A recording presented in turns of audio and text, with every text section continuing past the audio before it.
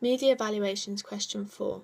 How did you use media technologies in the construction, research, planning and evaluation stages? Throughout this course, media technology has been crucial to ensure a professional product at the end.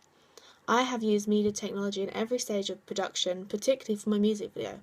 Firstly, during pre-production, I used media technology to make my research and planning posts more interesting. As all of my work was stored in an online blog on the website Blogger, I used this to my advantage and presented all my information in a range of ways through the use of various online applications. This was seen, for example, through websites such as Prezi, Voki and SlideShare. As well as this, I used the new video creator feature on YouTube when completing a semiotic analysis on my music videos that I admire. This was effective as I could store existing YouTube videos and then crop them to keep only the parts which I wanted to replicate in my own work. This made the analysis easier as the product was then only the specific part which I wanted to look at. For the production stage of my music video, I filmed majority of the video on a Canon DSLR on the 720p settings with a shutter speed of about 1/60th of a second. I experimented with the white balance to make the footage brighter and darker for the two different time periods of my narrative. However, I decided on a setting of 10 for the summer scenes and of 3 for the present day shots. As well as this, I decided to film parts of the music video on my phone as I found this was more practical. This was for the scenes where it was a bit risky and bulky to use the school's cameras, such as on the rise or in the car. I felt this was practical to use the phone as well, as the shot was seemed very professional as well, as my phone has an 8 megapixel camera as well as larger pixels which come in at 1.5 microns and has an aperture of f2.2 which allows more light to come in.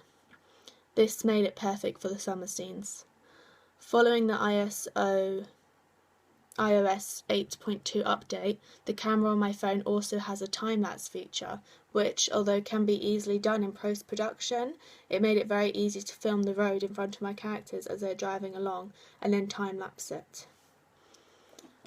In my opinion, post-production is where I use the most media technology. Firstly and most simply, I used the internet to obtain the sound of the rain against the window pane and play this at the beginning of my music video. Although I filmed the rain myself, the sound was not loud enough to be used. Luckily on YouTube, I found a clip which I downloaded through the online site Clip Converter and imported into Premiere. I then used a range of media technology in Premiere in order to make my product look more professional.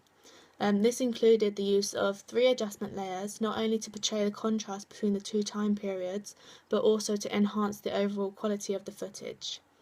For the first layer, I applied a black and white tint and adjusted the input. The 3 input levels were 19.1, 0.8 and 239.8, and the output levels were 0.0 and 225.0. So these were leveled and changed, and then I changed the master saturation levels from 100% to 43% to make the footage look much sharper. On my last day of filming, I had some issues with lighting in the location as it was quite dark that day. Therefore, I added an extra layer to these shots where I changed the master saturation to just 30 and adjusted the brightness to 21 in order to make these scenes match the ones which I'd filmed on different days. To portray the bright and summery days, I used a 3rd adjustment layer and applied the 3-way colour corrector, and I found it was really helpful to experiment this in different settings in order to make the footage more yellow, to make it seem like there was more sunshine. I again adjusted the input, so the 3 input levels were 0.0, 1.0 and 229.0, and the output levels were 0.0 and again 225.0. And this was just to make the footage look significantly brighter than the present day scenes, and this created a visual contrast. As well as this, I also created a time lapse of the footage where I'd filmed people walking in and out of the pier, which I completed through the speed duration settings, which I'd adjusted to 2872.51%. I also adjusted the speed duration of the footage of the rides to 500% to make them faster and match the beat of the song. As well as this, the footage that I'd filmed of other cars during the journey to the seaside, I changed this to 250%. Similarly, as well as speeding up, I also sped down and included slow motion in certain parts of my music video for effect, such as when Brandon was walking away from the sand and the hug at the very end of the music video. For these, I clipped the video to the part that I wanted to be in slow motion, and I changed that speed duration to 30%, which I've noticed a lot of music videos do for dramatic effect and to really put emphasis on that part of the video.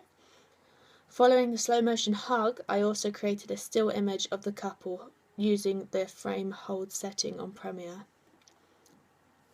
Another element of media technology used in Premiere was the different transitions, which were created through the default transitions setting, which was very simple yet very effective, as the fade-ins and fade-outs created an interesting look. Lastly, in Premiere, I created a split screen. This was done by placing two parallel scenes on top of each other and then applying the crop tool to each and cropping both to 34% on the left and 22% on the right and vice versa. For my ancillary tasks, media technology was again extremely important. I used the Adobe application in InDesign to construct my digipack and poster and used Photoshop to edit the photographs used from them. During the editing process, I used tools such as the Quick Selection tool to separate the sky from the rest of the landscape, and then the colour correction setting to make the sky look more blue and idyllic.